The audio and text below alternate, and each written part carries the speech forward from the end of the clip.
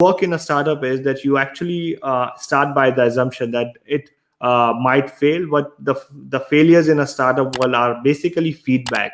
So when you fail, the very first thing that I would like you to do is, rather than investing all the money in your startup, you start by developing a minimum viable product of the service that you are going to provide.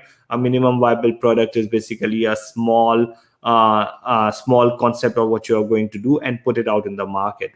And it might fail in terms of you might not get enough customers, or your costs are too high, or whatever. So instead of thinking, okay, this is a complete failure, you need to look at, okay, what were the challenges, what were the problems that you have learned from that methodology, and then put them back in your business model canvas, and then tweak your business model canvas. And this concept is called pivoting. So in pivoting, what you are doing is you are actually learning from the mistakes, learning from the customer's feedback, and then changing the direction of your startup.